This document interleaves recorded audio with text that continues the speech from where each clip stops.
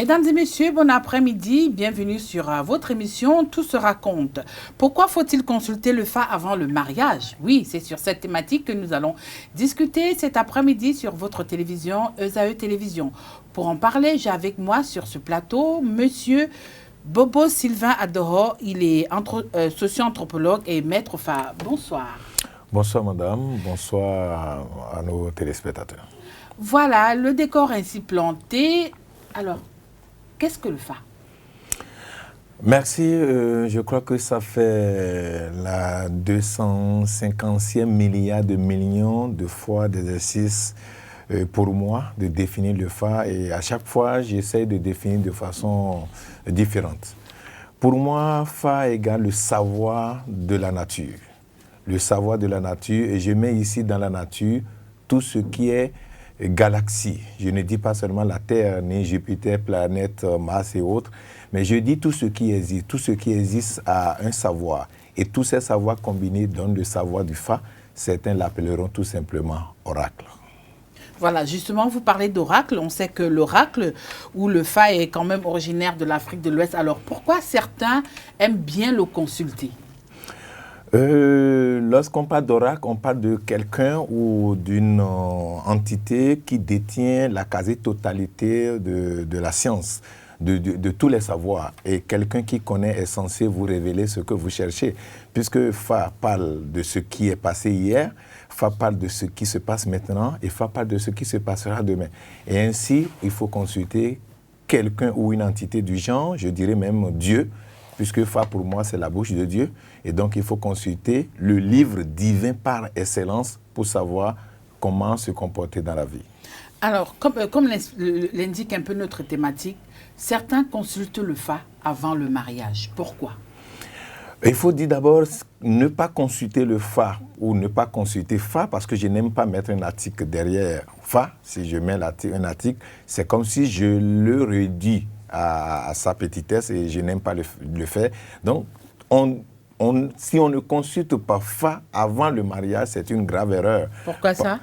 Parce que vous devez savoir qu'il y a des fruits et qui se mangent, mais dont il faut d'abord enlever un petit venin pour pouvoir le manger. Et donc, soit tu manges le fruit au complet et tu meurs, ou soit tu ne manges pas du tout ce fruit seul qui existe, ou tu meurs toujours, ou bien tu sais enlever le venin et tu manges et tu restes en vie. Et donc, tout se repose sur la connaissance, naître de nouveau. Pour naître de nouveau, il faut savoir quelque chose de nouveau. Et lorsque vous arrivez à maîtriser cette chose, vous saurez comment vous comporter. Je donne un exemple. Vous montez sur un chemin ou une voie.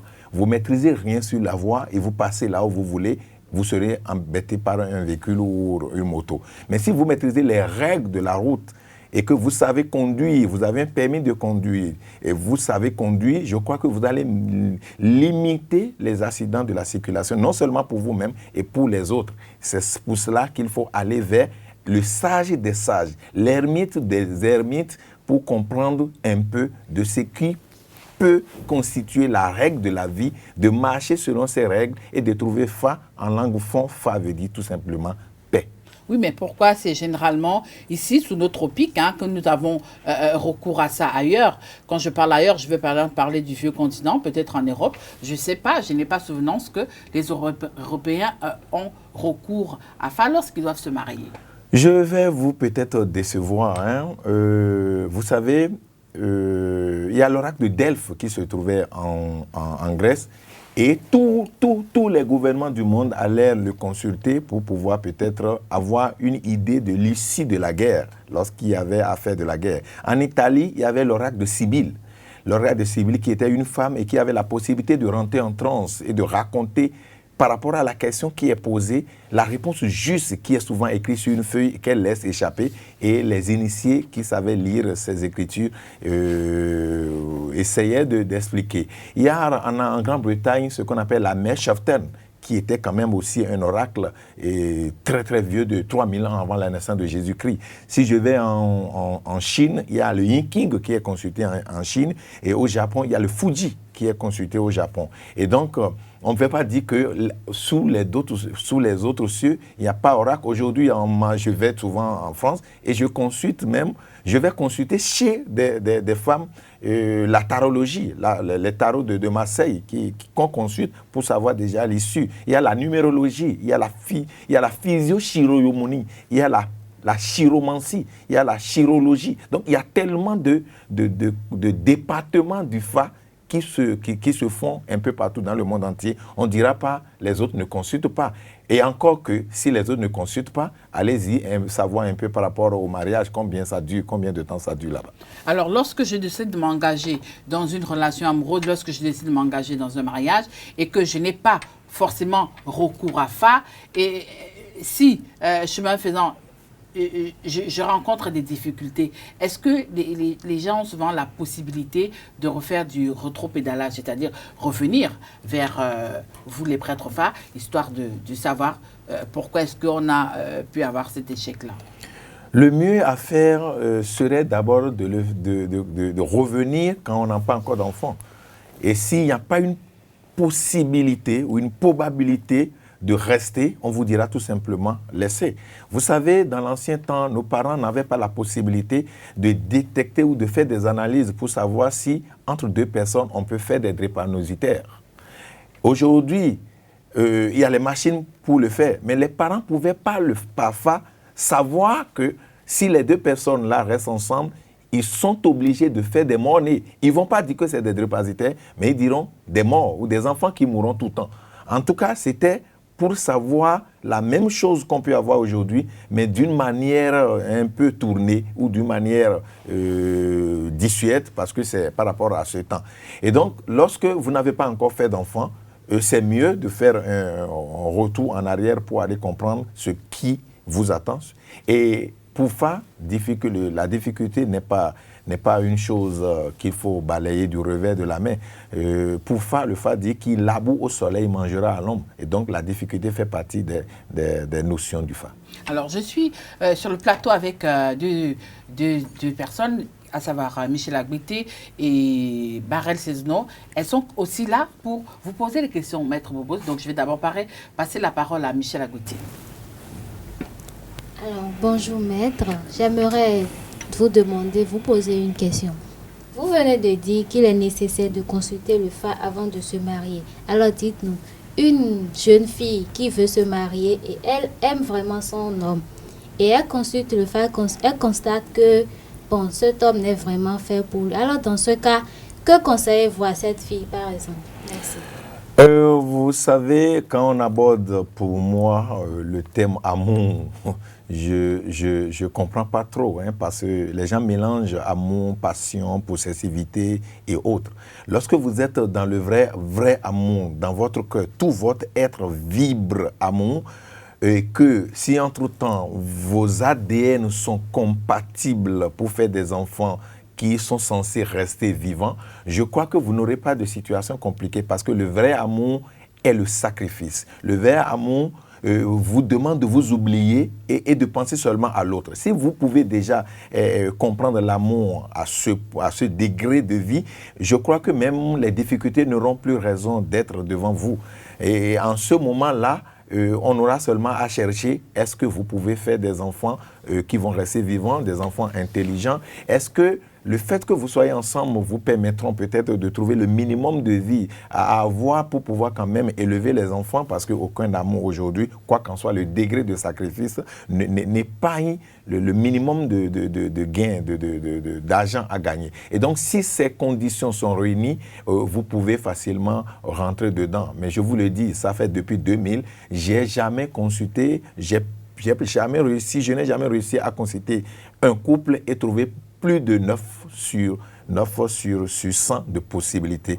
Parce qu'aujourd'hui, le mariage est fondé beaucoup plus sur l'intérêt. Et ça, depuis 18 ans, si tu trouves 9 sur 20, alors là, il faut applaudir. Alors, quand vous dites, Ahmed, que le mariage est fondé sur l'intérêt, est-ce que ce n'est pas une façon quand même pour vous de faire quand même peur aux internautes, aux téléspectateurs qui nous suivent, parce que quand on sait que tout le monde a cette envie de se marier? Oui, tout le monde, je crois. Hein. Vous savez, quand j'étais avec mon père, on était dans le domaine de la tradition, on est dans le domaine de l'endogénéité. Dans notre village, tous les enfants des enseignants, tous les enfants des ministres, des douaniers avaient une copine facile. Rapidement, ils avaient une copine, mais moi non. Oui, moi parce non, parce que j'étais étiez... dans la tradition. Donc, mais aujourd'hui, toutes les filles du monde veulent sortir avec moi. Ah non, racontez-nous, parce que ici tout se raconte et c'est une émission sans tabou. Donc oui, elle vous courtise. Oui, elle me courtise parce qu'aujourd'hui, ce qui était entre-temps, ce qui avait connu un temps de l'involution est en train de connaître de l'évolution. Il y a la loi d'involution et d'évolution. Et donc, entre-temps, les Européens ont tout fait. Hein. Vous pouvez aller chercher ça. Ils sont allés casser d'abord le temple secret de Delphes en Grèce. C'est comme ça qu'on a écrit dans la Bible qu'il ne faudrait pas consulter beaucoup de choses pour calmer, pour faire disparaître complètement ce qui constitue notre puissance afin d'imposer leur puissance. Et donc, c'est ce que les Européens ont fait en amenant la Bible, le Coran, le Bhagavad Gita, le livre des oracles et autres pour pouvoir calmer ce que nous avons. Et aussi, du moment où nous étions dans l'involution, nous aimons ce qui vient de l'extérieur. Vous allez voir aujourd'hui, tous les jeunes vont aimer porter le jean. Et si vous allez à une boîte, on va aimer boire du whisky que de boire du sodabi. Alors que j'étais en France, il y avait une jeune fille qui a voulu tout me donner. Elle me donnait ceci, cela. Bah, vous dites tout. Elle a voulu tout vous donner, y compris son être. Tout. Elle a voulu tout me donner, y compris bien sûr son être. Voilà. Mais en rentrant chez moi, elle a décidé de me donner quelque chose de spécial. Elle dit, Monsieur Maître Bobos, attends, je t'offre quelque chose de spécial, mais tu vas prendre un peu et non beaucoup. J'attendais à quelque chose de spécial puisqu'on avait pris des meilleurs champagnes du monde. Mais elle m'a amené une bouteille, j'ai pris un peu de liquide dedans, mais j'ai constaté que c'était du sodabi. Et donc pour elle, le sodabi était meilleur que toutes les boissons françaises. Mais ici au Bénin, il se vend à 800 ou à 600 francs le litre. Pour dire que les Africains ou les Béninois, ou de façon générale, nous aimons ce qui est importé en rejetant ce qui est autochtone. Et c'est ça les autres veulent, parce qu'ils sont des psychologues. Ils avaient envoyé des meilleurs psychologues en Afrique, étudier d'abord la psychologie avant le fameux troisième, les missionnaires, les marchands et puis les militaires. Et nous sommes à notre stage, parce que la nature aussi voulait que nous subissions la loi d'involution. Aujourd'hui, il n'y a plus de tabou, nous sommes à l'ère de Verseau.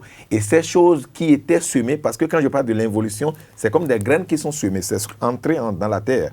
Mais aujourd'hui, lorsque nous avons connu la grande pluie, il faudrait que les graines semées poussent. Et c'est de ça il s'agit maintenant, où tout le monde court vers le savoir endogène. Et même moi, quand je rentre dans le département de socio-anthropologie sur le campus, vous allez voir des milliers d'étudiants qui courent derrière ça désormais.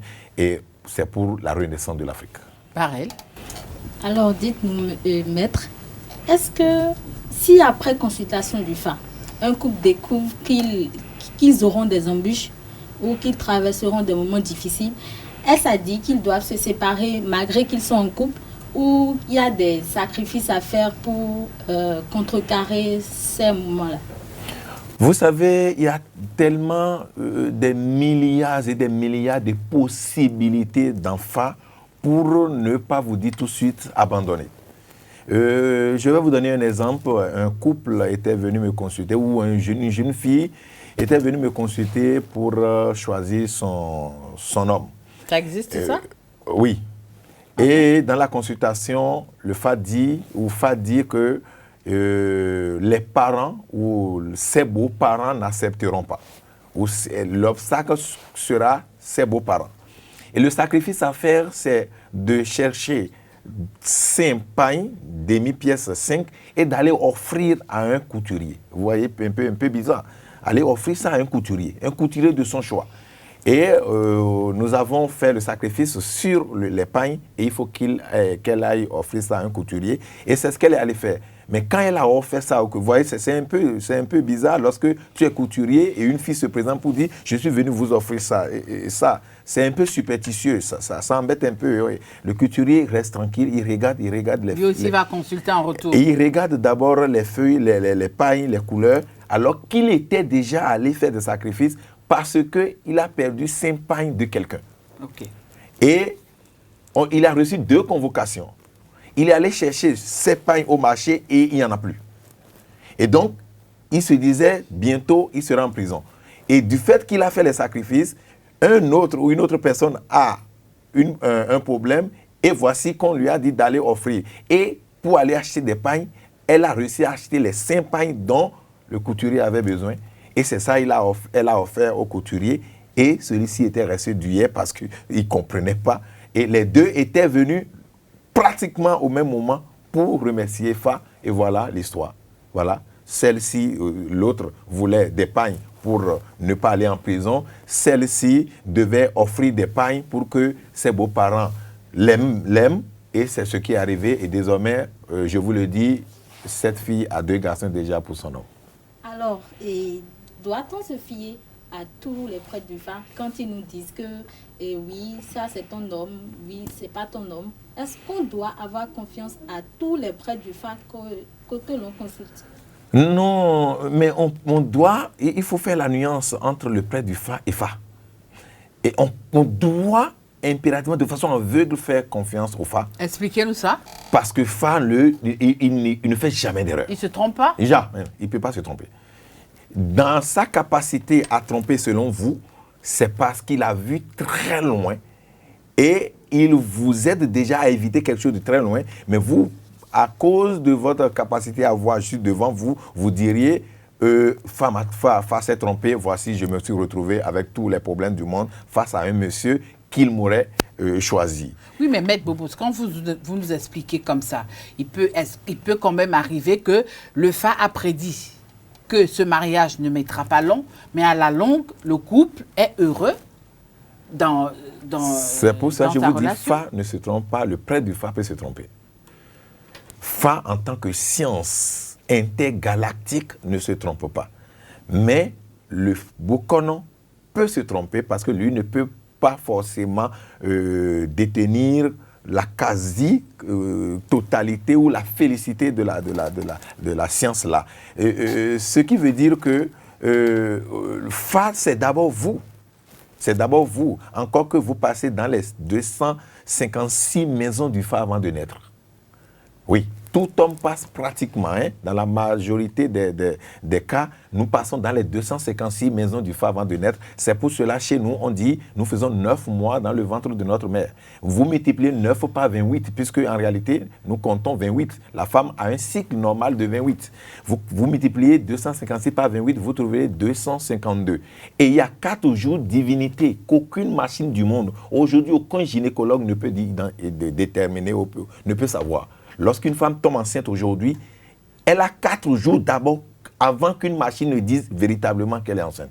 Vous pouvez prendre n'importe quelle chose, vous pouvez faire un test, dans les 4 jours, il n'y en a pas. Ces 4 jours de divinité, c'est ça que personne ne maîtrise, c'est ça qui est du domaine de Dieu lui-même et c'est ça qui échappe aux humains.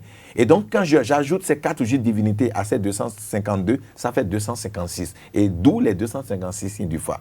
Voilà. Donc, nous passons dans les 256 maisons avant de naître. Et donc, nous enregistrons en tant qu'être divin les 256 maisons. Et donc, le jour où nous allons devenir exactement comme Fa, c'est ce jour-là, certains diront il est Christ, l'autre diront il est Bouddha, il est ceci et cela. Sinon, nous sommes appelés à incarner aussi Fa. Et dans l'un des aphorismes du Fa, il dit il dit, deviens intelligent et moi, Fa, je me repose. Ça veut dire que nous pouvons réaliser l'intelligence du Fa pour laisser le Fa en paix. Alors, j'ai une question. Quand le prêtre Fa, quand je vais consulter le Fa par exemple, et que le prêtre Fa me dit que le Fa lui a rapporté que avec tel homme, je serai heureuse et avec l'autre, je ne serai pas heureuse. Et quand je regarde les comportements de celui avec qui on me dit que je dois être heureuse, ça n'a rien à voir avec le bonheur. Alors là, je fais comment face à ces comportements-là? Je vous demande d'abord qui vous êtes pour regarder. Et quand vous regardez, vous voyez quoi? C'est d'abord la question que vous êtes censé vous poser. Vous savez, celle qui est avec moi, j'étais son répétiteur. Hein? Chers internautes, là nous sommes sur Ici tout se raconte et c'est une émission sans tabou. Là, Maître en train de nous faire de véritables révélations. Et donc quand on a commencé, c'est viré de la répétition, on est rentré dans l'amour. Moi je suis animisme et elle est musulmane. Ses parents sont musulmans. Et donc c'était une collègue à moi qui était obligée d'aller signaler ça à ses parents que nous faisons de cache-cache. Mais quand je me suis présenté, sa mère m'a dit tout simplement, moi je n'aime pas du tout que mes enfants se marient aux animistes, et deuxièmement aux étudiants, puisque les étudiants ont fait de la porte à porte pratiquement pour chercher un peu de garier manger. Donc je ne veux pas du tout ça. Mais quelque chose me dit que si je laisse la fille faire son choix, il faudrait que en son temps, je lui rappelle que c'est elle qui a fait son choix. Et donc, il faudrait qu'elle soit responsable. Et je n'avais rien.